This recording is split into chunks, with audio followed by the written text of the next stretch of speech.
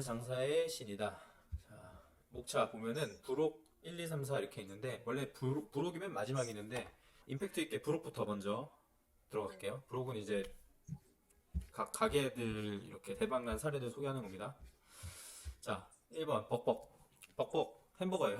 햄버거인데 잘 된 이유는 정말 퍼주고 고객들한테 이렇게 아낌없이 주고, 그리고 이런 압도적인 영업시간, 오전 11시에 열어서 새벽 1시까지 일해요.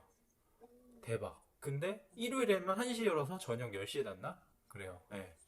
이거 진짜 압도적입니다. 다른 햄버거 집들이랑은 운영 시간 자체가 압도적이고, 수제버거는 이제 패티가 핵심인데, 패티에 그 신선한 생야채를 계속 공급하는 게 되게 돈이 많이 드나 봐요. 이게 그런 야채를 보관하기도 그렇고 야채를 가져오는 것도 그렇고, 그래서 여기는 야채를 아예 넣지 않고 패티의 승부를 봐서 그 가격을 유지하는 전략.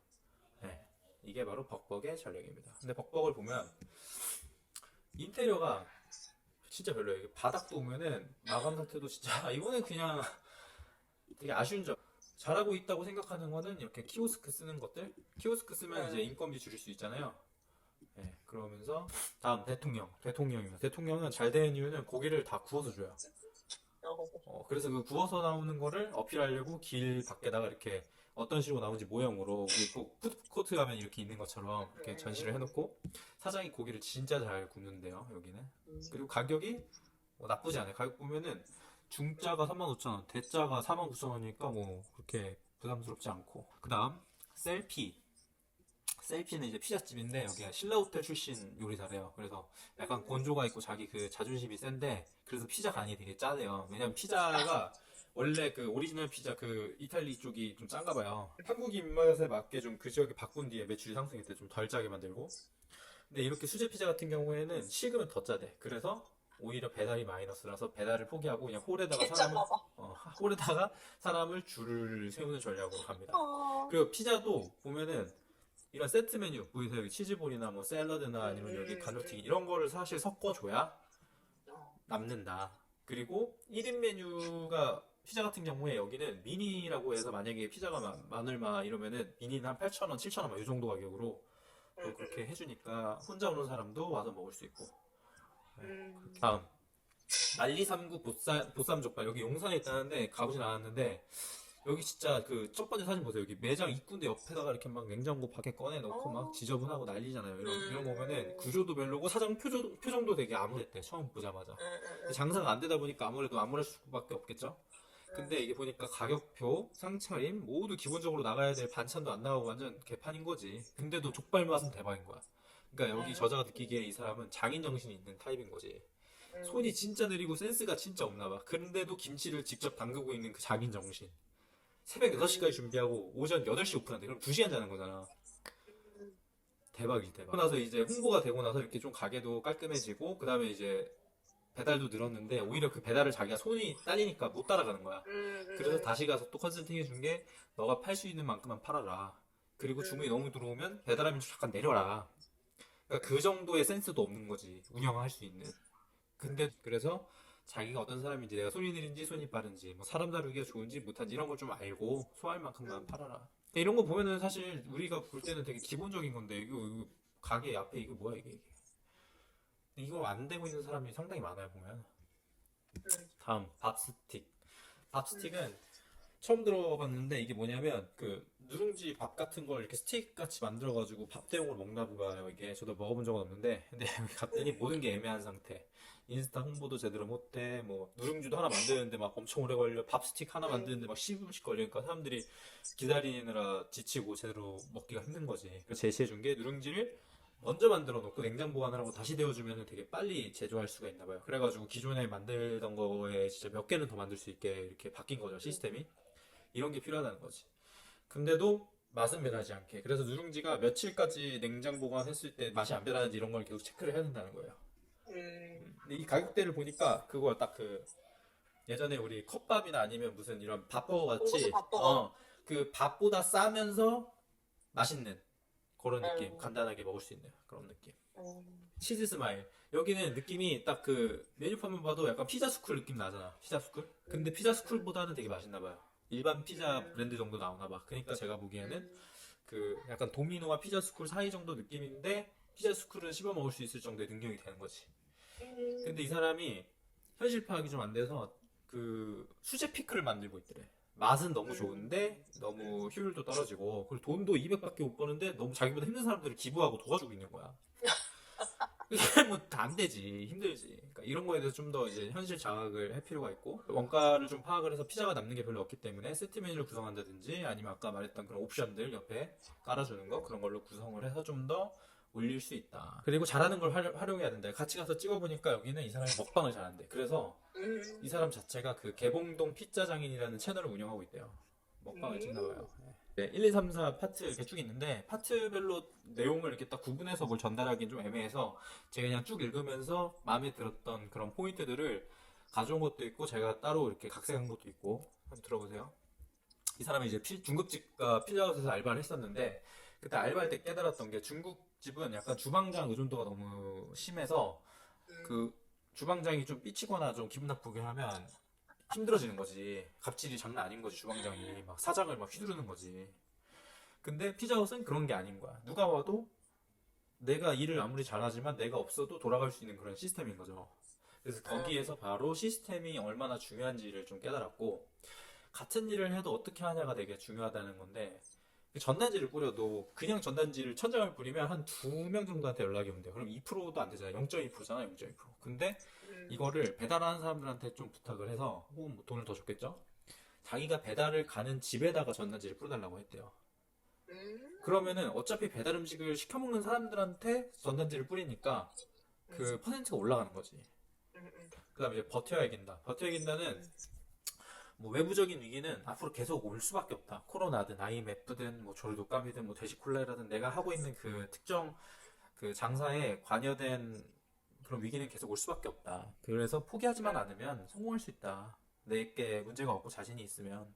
근데 이거를 제가 되게 많이 느꼈던 게 그 아이 키우는 부모들은 다 알 텐데 애가 처음 걸을 때 엄청 많이 넘어지는데 결국 그 똑같은 짓을 계속 하다 보면 걷게 되잖아요. 그런 것처럼 우리도 반복을 해야 된다는 거죠. 어느 정도 그 성공에 이르려면. 근데 이 사람이 말하는 건 한 5년 정도는 버텨야 된다고 생각을 하고 그 정도 각오도 안 되면 하지 말라. 그다음에 이제 고객응대 블랙 컨슈머 대응 노하우. 아 이거 정말 너무 공감이 많이 갔는데 그냥 죄송합니다 하고 100% 환불해줘라. 아무리 뭐 내가 안 했다, 우리가 문제 없다 해도 그 이미 우리 거에 대해서 불신이 생기고 싫어하는 사람 그리고 고의적으로 그렇게 하는 사람한테는 말이 안 통한다. 그냥 죄송합니다 하면 나에 대해서 문제를 삼았던 화는 50%로 줄고 아무 말 안 하고 듣기만 하는 게 키포인트고 바로 환불해주는 게 최고다. 오히려 그 다음 고객들을 잡는 데 더 신경을 쓰는 게 훨씬 중요하다. 그래서 이 사람은 그냥 자연재해라고 생각하는 게 맞다고 하더라고요. 근데 제 생각에도 이거를 자연재해라고 생각을 해야지 이거를 하나하나 내가 이 사람을 설득해서 나가겠다 하면 너무 이게 힘들어지는 거지. 초심, 처음 마음가짐을 잊지 말아야 된다. 아, 다 너무 뻔한 얘긴데도 중요해서 가져왔는데 사장이 변하면 가게가 망한다.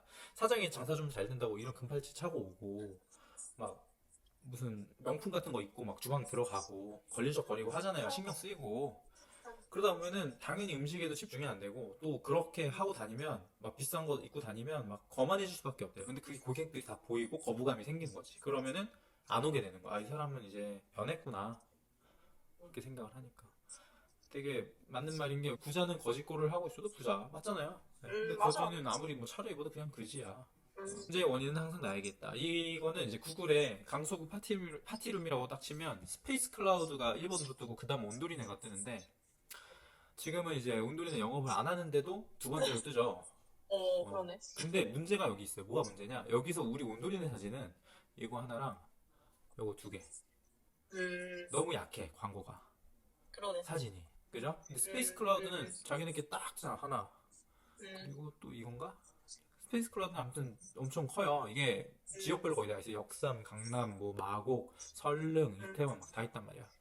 같은 코로나19 기간에도 아일랜드 인어프는 엄청나게 확장을 했고 온도리네는 망했다. 같은 상황이야. 같은 상황이 같은 업종이란 말이야. 계속 얘네들도 뭐 몇 명 이상 안 돼요. 몇 명 이상 안 돼. 이런 거 정보 통제 계속 받으면서도 얘네는 엄청나게 빠르게 확장을 했고 그렇게 성공을 했는데 장사 초반에 모든 걸 쏟아부어야 된다. 시간, 광고, 서비스 다. 근데 이게 너무 차이가 많이 났어요. 일단 시간 저는 많이 쏟아붓지 않았죠. 광고, 돈이 아까워서 나중에 안 되니까 시도했어요. 이런 게 너무 차이가 심한 거야. 근데 나는 이 사람들이 커가는 걸 계속 봤는데 이게 남나 할 정도로 빨리 확장을 하면서 막 하더라고. 근데 어느 정도 규모의 경제도 좀 필요한 사업이고, 왜냐면 사람을 써도, 이모님을 써도 가게 하나 치우는 것보다 한 3개 정도 치우면서 사람을 쓰는 게 훨씬 낫거든. 근데 그런 게 있으니까. 근데 그런 거에 대한 내가 지식도 없지, 광고를 언제 해야 되는지도 모르지, 이런 장사에 대한 책을 읽어보지도 않았지, 파티룸을 가서 써보지도 않았지, 인테리어도, 지금 이거. 그니까. 이론이 되겠냐고. 안 되지, 당연히. 장사를 하면 몇 프로를 망한다고 하더라? 뭐 3년 안에 뭐 90 몇 프로가 망한다. 뭐 예전에 그런 통계가 있는데, 나는 뭐 잘할 수 있어. 이런 생각을 했던 거죠. 물론 열심히 했던 부분도 있어요. 그렇지만 참 많이 준비하지 않았다. 그리고 정말 문제의 원인은 나한테 있다. 이 말이 정말 공감이 많이 됐어요. 특히 저는 광고비가 되게 아깝다고 생각을 했는데, 이 저자는 최소 4에서 5%는 유지해라. 처음엔 7% 하다가도. 이건 선택이 아닌 필수다. 초반이 아닌 유지해라. 좀 해보다 안 되겠다 해서 아니 그 하면 은연장이 광고를 계속 하라고 하죠. 유지하라고 해? 네, 유지하라 하죠. 광고를 일정 부분은 계속 해야 된다. 네. 그렇구나. 그러니까 광고를 안 한다는 뜻은 사실 테슬라급 되는 회사들이는 안 하는 거지. 어. 나머지는 그냥 무조건 해야 돼요. 도찐개찌는. 어. 그리고 초반 해야 된다. 늦는다. 네. 음. 준비가 안 된 상태에서 리스크를 안지 마라. 겹치는 얘기예요. 가게 오픈 신중하게 결정하고 여러 군데 돌아다니면서 모든 걸 배워야 된다. 하다못해 하수구 뚫명법까지 배워야 된다. 기름이 많이 나오는 업종은. 맞아요, 진짜로. 인건비도 처음부터 저는 이제 매니저님 이제 쓰면서 나 대신 있어줄 사람을 골랐는데, 그렇게 하니까 남는 것도 없고 그 사람도 뭐 잘 제가 이렇게 컨트롤도 안 되고 마이너스고, 이 사람이 얘기하는 거는, 저자가 얘기하는 거는 200만 원을 준다면 최소 1000만 원은 더 할 수 있을 때 고용을 해야 된대요. 3.5배 줄 수 있을 때. 그리고 자기는 좀 더 보수적으로 매출이 1700일 때 사람을 썼대요. 아예 더. 그리고 아낄 것과 아끼지 말 것을 구분해라. 이것도 되게 중요한 말인데, 장사를 하다 보면 또 마이너스가 찍히다 보면 돈이 아까워서 매사 더 아끼려고 하는데, 그런 마인드로는 고객들도 그걸 느끼기 때문에 안 된다는 거지. 고객한테는 퍼주면 덮어줘야지 아끼는 건 안 되고, 돈이 남는 것보다 고객이 많이 오는 게 더 중요하다. 초반에는. 오히려 나중에 그게 이제 어느 정도 성장을 이루고 나서는 돈이 따라오는 거고, 돈으로 시간을 아낄 수 있다면 과감해져야 된다. 이거는 정말 맞는 말이에요. 이게 내가 교육을 듣는 거든 컨설팅을 받는 거든 혹은 이런 전문직들한테 이런 도움을 받는 것들, 이런 데에 내가 돈을 써야지, 이걸 내가 다 세무를 직접 신고하겠다? 아, 이거는 그러면 안 돼. 그 시간에 오히려 내가 할 수 있는 거에 더 집중을 해야 되는 거지. 영업 시간을 더 늘린다든지. 여기에 그 시간이라는 건 영업 시간이 아니라 그냥 나의 갈아 넣는 시간을 얘기하는 거예요, 이거는. 시간 관리 뭐 잘하는 건 뭐 너무 뻔하죠. 할 거 하고 쉴 때 쉬고 한 가지만 하고, 상권 분석, 이거는 좀 약간 의미가 있는 말인 게, 내가 지금 있는 지역이 어떤 사람들이 사느냐에 따라서 내가 근무할 수 있는 시간도 어느 정도 융통성 있게 조절할 수 있다. 원룸 모텔이 많은 데는 새벽까지 배달시켜 먹으니까 새벽까지 해야 되는 거고 무조건. 그리고 웬만한 브랜드보다 나는 일찍 열고 늦게 닫아야 되는 거고. 당연하지, 브랜드 인지도가 떨어지니까. 근데 출퇴근하는 사람이 많은 그냥 베드타운은 그냥 12시까지만 해도 되는 거야. 12시까지만 해도 충분한 거지. 이런 좀 분석이 필요하다. 그리고 매번 장사책을 읽을 때마다 제가 얼마나 과거에 무모했는지, 그리고 왜 실패를 했는지, 왜 망했는지 본인을 돌아보는 시간. 꼭 도움이 됐으면 좋겠어요. 네. 그러면 오늘의 강의는 이걸로 마치겠습니다.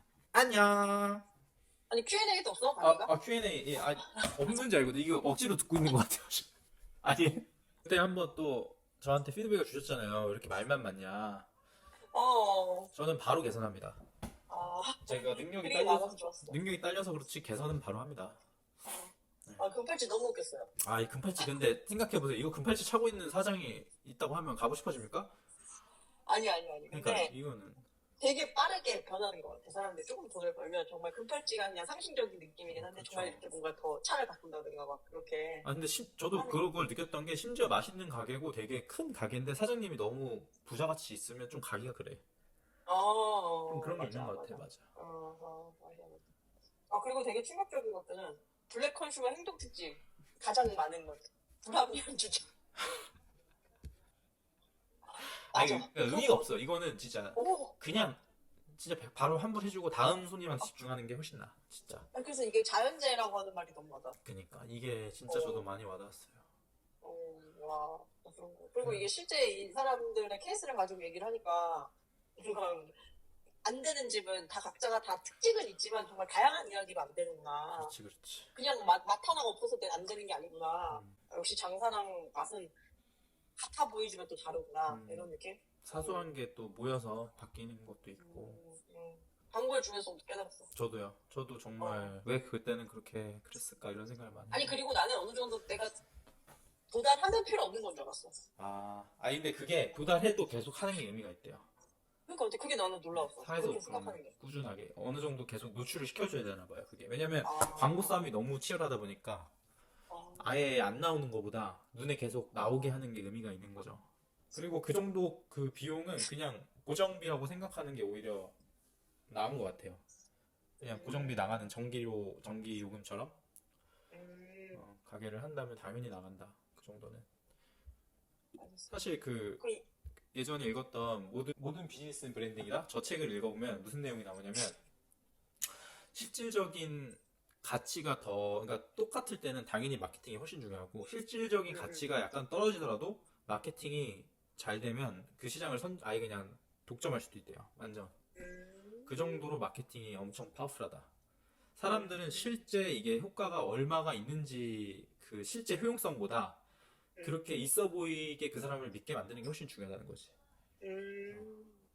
콜라보다 게토레이 이온 음료가 우리 몸에 실질적으로 더 수분 흡수도 빠르고 좋은데 초창기에 그 게토레이가 많이 안 팔렸을 때요. 근데 그거를 어떻게 하면 더 적절하게 사람들한테 인식을 시켜줄까라고 해서 그 마셨을 때 그 게토레이가 이쪽을 통과하면서 우리 몸으로 싹 퍼지는 그 광고.